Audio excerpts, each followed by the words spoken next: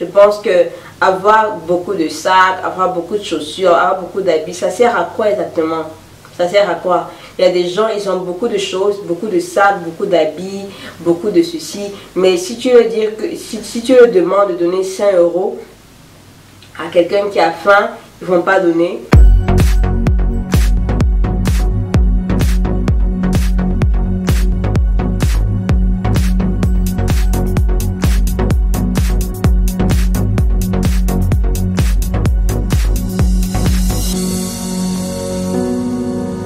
Voilà, c'est encore moi, je suis revenue. Oui, alors il y a beaucoup de gens qui ont posé des questions sur comment être minimaliste. Bien, certaines personnes ne comprennent pas c'est quoi être une minimaliste. Et d'autres même me posent toutes les questions, ne savent pas à quoi ça sert.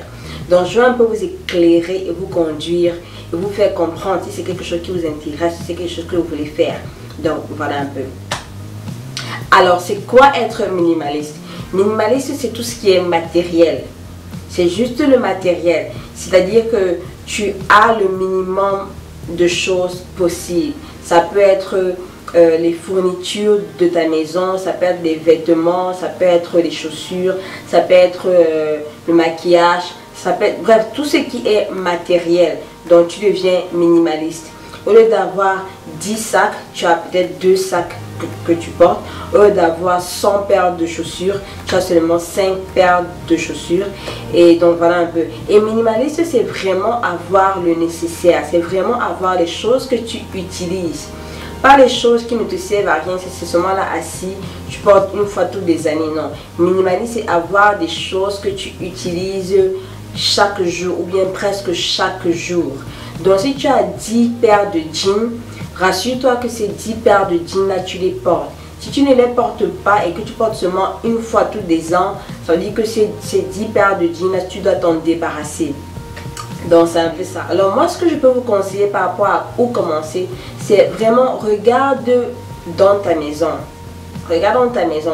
Des fois les gens ont beaucoup de choses. Par exemple, au salon, les gens ont des fois beaucoup de choses. Ils ont les meubles, sur les meubles, on a posé beaucoup de choses. Ou bien des fois, ils ont 3 meubles, ils ont peut-être 4 meubles. Bref, si tu es quelqu'un qui a besoin de meubles, forcément, si tu es quelqu'un qui aime les meubles et qui te faut les meubles, non, garde tes meubles. C'est quelque chose qui te tient à cœur et que tu aimes, garde tes meubles. Mais si tu es chez toi et comme ça et que tu vois que tes meubles que tu as ne te servent vraiment à rien, ça prend la place de ton salon, ça prend la place de ta maison, débarrasse-toi. Débarrasse-toi. Moi personnellement, mon salon, je ne sais pas à quoi me servir un meuble. Moi personnellement, parce que moi j'ai toujours trouvé que les meubles encombraient le salon, ça rend le salon touffu. Donc moi personnellement, je ne vois pas chez moi avoir un meuble. Si par exemple je me trouve à avoir un grand salon, j'ai un grand salon et tout ça, et que je veux que le salon soit un peu, vous voyez, cosy et tout, oui, peut-être je vais rajouter un meuble ou deux pour un peu remplir les places et tout ça là. Mais franchement, moi,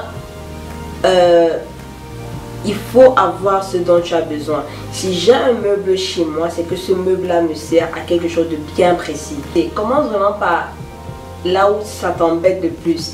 Quand tu entres dans ta chambre, comment tu trouves la chambre que tu as? Est-ce que c'est trop touffu? Si c'est trop touffu à ton goût, ça veut dire que tu dois te débarrasser de certaines choses. Tu dois te débarrasser.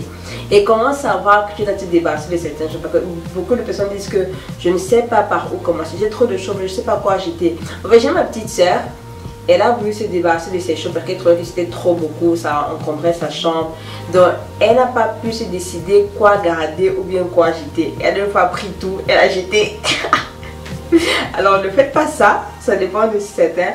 Moi, ce que je vous recommande, c'est que demande-toi, qu'est-ce que j'utilise presque chaque jour? Ce que tu utilises presque chaque jour, garde-les. Ce que tu utilises une fois par an et soit même presque jamais, mets-les de côté. Moi par exemple, j'avais beaucoup d'habits. Vraiment, j'avais vraiment beaucoup d'habits. C'était trop. Il y a même des habits que je pensais que je ne savais même pas que j'avais en fait. Vous voyez, il y a des habits que parce que des fois j'achetais les habits, je me disais que oh l'habit si ça peut me servir un jour, l'habit si ça peut m'aider un jour quand je vais sortir pour aller à tel endroit, oh ça il me faut parce que on sait jamais je peux pas avoir. Donc j'achetais des habits pour des occasions que j'allais presque pas, ou bien que j'allais juste une seule fois. Tu pars à un mariage, tu achètes une robe, tu portes une fois et tu ne portes plus jamais. Donc, et même j'avais plein d'habits qui avaient des étiquettes que je n'avais jamais portées. Je vous dis jamais porté, jamais, jamais. Donc, ce que j'ai fait, c'est que, ok, ça j'ai porté une fois par an, pap, ça part. Ça là, je n'ai jamais porté, pap, ça part. Donc, c'est un peu ça. Et je n'ai que gardé des trucs que je portais presque tous les jours. C'est ça que j'ai gardé. C'est vraiment ça. Si tous tes habits que tu as peut-être sont des choses qui sont vieux et que tu veux changer, tu peux tous les jeter et te racheter que des choses que tu vas porter. Donc vraiment, sélectionne des trucs que tu utilises presque chaque jour. C'est ça en fait. Par rapport aux chaussures, c'est la même chose. Garde les chaussures que tu portes presque tout le temps. Les chaussures que tu ne portes jamais, donne-les. Donne en fait. Les sacs, généralement nous les femmes, on a beaucoup de sacs. J'avais beaucoup de sacs que je ne portais pas. Et je me retrouvais seulement à porter 2 ou 3 sacs. Alors tout le reste des sacs là, j'ai pris, j'ai donné. J'ai même pas vendu. J'ai pris, j'ai donné. Et je n'ai que, là, présentement, je n'ai que 4 sacs que je porte presque tout le temps. Franchement, je n'ai que 4 sacs que je porte presque tout le temps. Donc c'est un peu ça. Donc ça c'est quelques exemples que je peux vous donner par rapport à où commencer à être minimaliste. Alors il y a différents types de minimalistes. Si tu veux être minimaliste mais et tu as une passion pour peut-être la photographie et que toi tu as beaucoup d'appareils de photographe, tu as beaucoup de photos que tu gardes, ça tu peux garder. Si tu veux être minimaliste mais tu as une passion, tu as quelque chose qui te tient à cœur, comme par exemple moi, j'ai beaucoup de livres sur les cheveux, mais je garde tous mes livres, je ne vais pas les jeter. Si tu as beaucoup d'appareils photo et que toi ta passion c'est la photographie, tu as beaucoup d'appareils photo, tu as beaucoup de gadgets pour les photos, ça tu peux les garder parce que ça c'est ta passion, c'est quelque chose que tu aimes, ça tu gardes. Mais tout ce qui n'est pas ta passion, tout ce qui n'est pas ce qui entre dans ton travail, tout ce que tu as qui ne te sert à rien, c'est ça que tu jettes. Donc, il ne faut pas mélanger les choses et jeter. Si tu aimes lire, si ta passion c'est de lire, tu aimes lire, garde tes livres, collectionne tes livres, continue à garder tes livres, c'est tout. Il faut juste savoir comment les ranger de telle sorte que c'est toujours en ordre, quoi. Donc, c'est un peu ça. Donc, il y a différents types de minimalistes. Il y a des minimalistes qui ont des passions, qui ont des trucs qu'ils aiment faire, donc ils gardent ces choses-là. Il y a d'autres minimalistes, ils n'ont pas vraiment de passion, ils n'ont pas vraiment des choses qui les intéressent, donc ils n'ont rien. Ils n'ont pas de trucs qui collectionnent un truc de ce genre. Donc il faut savoir où tu es pour savoir bien choisir où rester.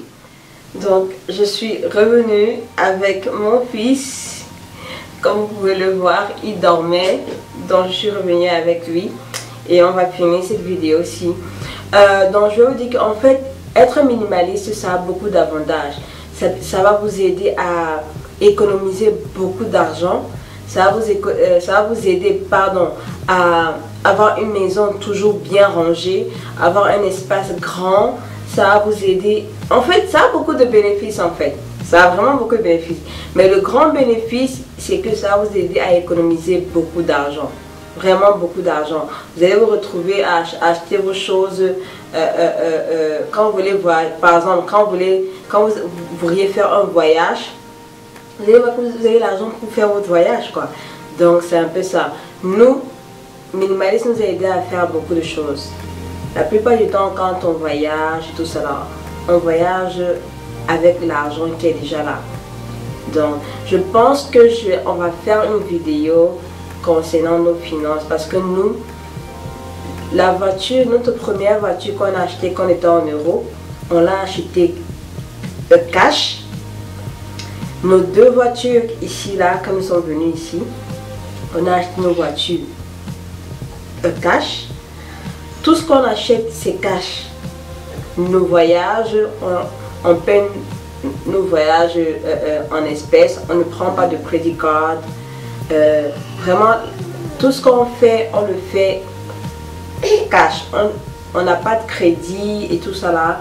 Avant, on avait les crédits et on avait beaucoup de crédits. Et je pense qu'on fera aussi une vidéo où on vous dit comment on a fait pour rembourser vite nos crédits et comment on a fait pour que maintenant on se retrouve à payer les choses en espèces. On paye les choses en espèces. Si on veut payer la voiture, on paye en espèces. On ne regarde pas comme des fous, mais c'est comme ça qu'on fait quoi. Donc je pense qu'on pourra vous expliquer comment on a fait. Et aussi, même quand on voyage pour acheter le billet d'avion et tout ça, on ne se casse pas trop la tête parce qu'on a déjà l'argent pour ça quoi. Donc on prend juste, on achète et voilà quoi.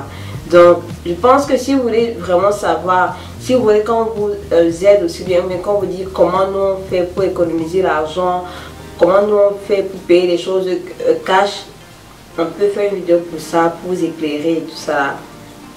Donc voilà. Alors j'entends mon petit bébé, il vient de se réveiller. Il veut le sein de sa maman. Donc merci beaucoup. Si tu es nouvelle sur cette chaîne-ci, abonne-toi. Et je crois qu'on se voit à la prochaine vidéo. Je vais vraiment parler beaucoup sur le minimalisme parce que je pense qu'il faut être minimaliste, c'est vraiment bien. Je pense que avoir beaucoup de sacs, avoir beaucoup de chaussures, avoir beaucoup d'habits, ça sert à quoi exactement? Ça sert à quoi? Il y a des gens, ils ont beaucoup de choses, beaucoup de sacs, beaucoup d'habits, beaucoup de ceci. Mais si tu veux dire que si tu leur demandes de donner 5 € à quelqu'un qui a faim, ils ne vont pas donner. Ils vont dire qu'ils n'ont pas. Mais ils ne vont pas donner. Et des fois, ils n'ont pas parce qu'ils n'ont pas, mais parce que... pardon. Pas parce qu'ils ne veulent pas, mais parce qu'ils n'ont pas. Parce qu'ils passent leur temps à acheter des choses, en fait, qui ne leur servent à rien. Comme moi avant. Donc, vous voyez. Donc, au revoir. On se voit à la prochaine vidéo. Bye bye. C'est bye bye. C'est bye bye. C'est bye bye. Bye bye. Guys, bye bye. Oh les miels. Ça c'est ma coiffure. La coiffure. La coiffure. Donc, mon mari aime beaucoup cette coiffure-ci. Je me regarde sur la caméra et désolée si je ne vous regarde pas. Je me regarde sur la caméra. Mon mari aime beaucoup cette coiffure-ci. Il aime beaucoup ma coiffure-ci. Je sais pas pourquoi, mais il aime beaucoup. Donc, j'espère que ça vous plaît. C'est vraiment facile à faire. Je vais mettre la vidéo, comment je l'ai fait. C'est vraiment facile à faire. Et ouais.